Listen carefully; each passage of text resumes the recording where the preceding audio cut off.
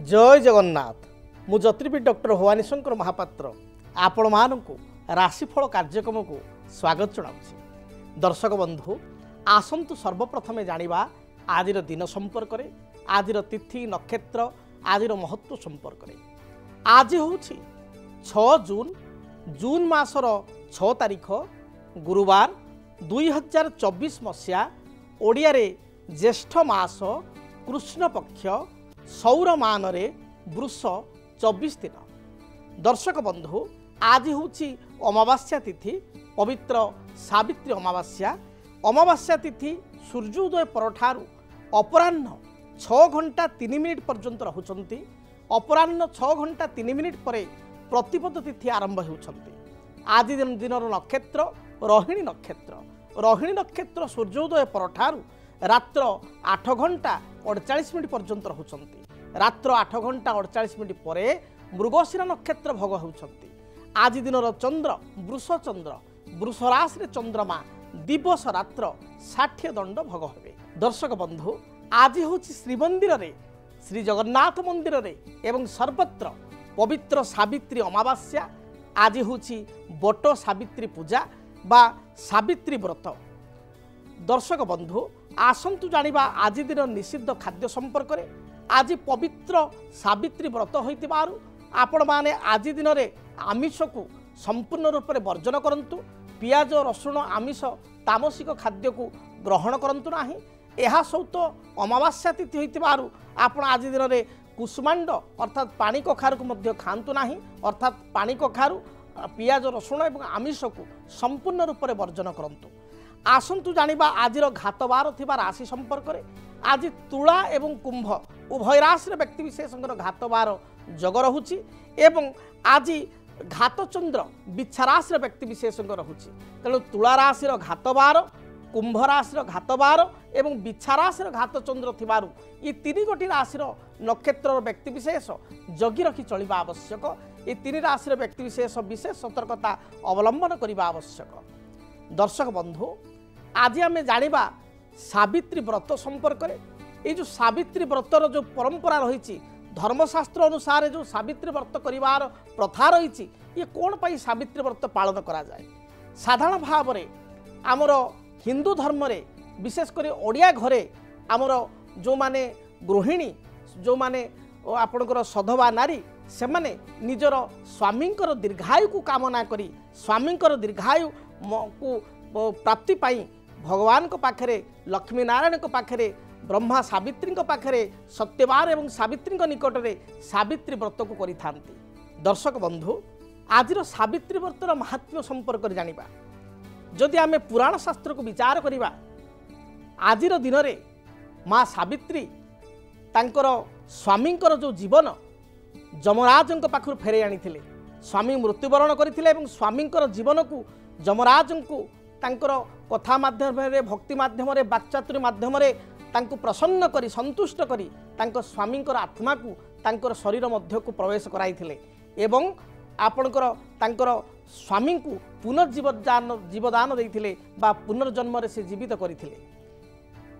शास्त्र अनुसार महासती सावित्री जेतेबेले आजिर दिन में स्वामी को आपणकर फेरस्त पाइथिले बा जमराजंक ठार स्वामींकर आत्मा को आनी पारिथिले स्वामी को पुनर्जीवित करथिले तांकरी उद्देश्य रे आज सावित्री व्रत करा जाए। आज दिन में सावित्री व्रत कले विशेष करी स्त्री माने आपणकर सधवा होइतांती स्वामींकर आयुर अभिवृद्धि होइथाय जेउ कारणरु कि सावित्री व्रत को आज पालन करा जाइथाय। एवं आज दिन में आउ एक कथा कहा जाए मध्य नचिकेतांकु जमराज मध्य जीवदान देइथिले।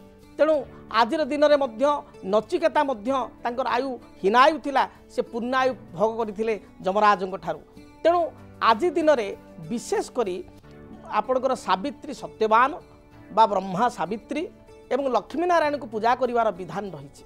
आपण केमिति पूजन करिवे जो माने आपणकर गृहिणी सधवा नारी से माने सकाळ प्रथमे उठिबे उठी नित्य कर्म समापन करिवे एवं घर को भल भाव में ठाकुर घर को लिपा पोछा करेंगे।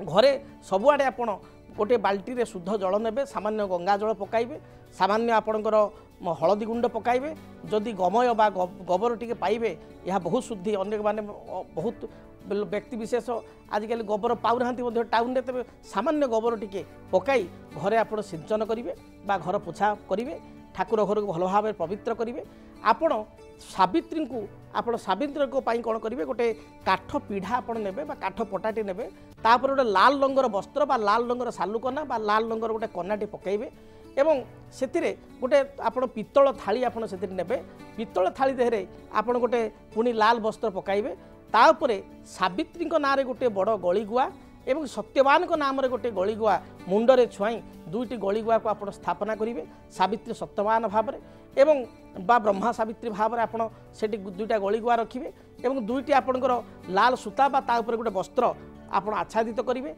चंदन सिंदूर हलदी बा हलदीर बहुत प्राधान्य रही आज हरिद्रा बा हलदी से लगाइबे सावित्री सत्यवान को ध्यान करी पूजा करेंगे एवं निजर जो समस्त प्रकार सौभाग्य सूत्र गोटे नारीर जहाँ जहाँ सौभाग्य द्रव्य अर्थात आपणकर लाल शंखा सिंदूर आपणकर कज्जल आपणकर वस्त्र नववस्त्र सेठी आपण स्पर्श कराई रखिबे प्रथम आपण कौन करेंगे ना घट वरुण नाँ आपणकर घट वरुण नाम आपण कौन करेंगे वरुण आदि द्वाविंशति देवता नाम आपण गोटे पूर्ण कुंभ प्रथम पितलर घड़ी में आपणकर तंबा ढाल जल भरी से आंब डालटे थई ग्रहम औषधि सर्म औषधि पाइबे टिके पकाई किंबा से तिल पकाई एवं गोटे नड़िया ताऊपर थइबे बा गोटे गली गुआटी थइबे नड़िया नथिले बा गोटे पैडटी थइबे एवं वस्त्र यज्ञ पवित्र देई गणेशों सहित आपण जो द्वाविंश देवता को ध्यान करी तांको उद्देश्य रे गोटे दीप थइबे एवं भोग बाढ़िबे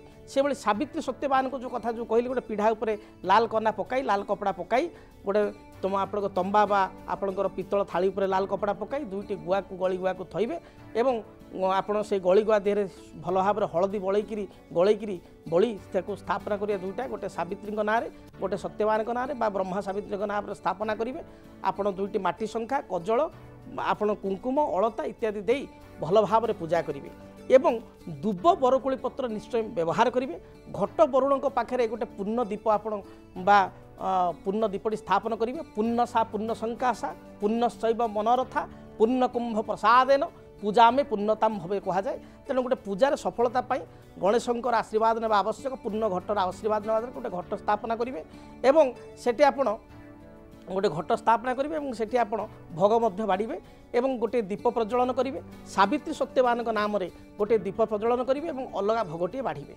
घरे जदि आप लक्ष्मी नारायण फोटो अच्छी लक्ष्मी नारायण को उद्देश्य गोटे भोग बाढ़े और लक्ष्मी नारायण को मध्य गोटे सालुकना एवं बा कपड़ा कुंच कपड़ा आप फोटो पिंधाई देवे ध्यान करेंगे आपण मन रखि था आपण जो सावित्री व्रत आप करेंगे से व्रत सुनिश्चित भाव में आपण 5टी बा 7टी दुब केरा को भल भाव में गोड़ाई लाल सूतारे बा हलदिया एवं लाल सूता मिश्रित आप व्रत को धारण करेंगे देखिए आपणकर यहाँ द्वारा आप स्वामी दीर्घायु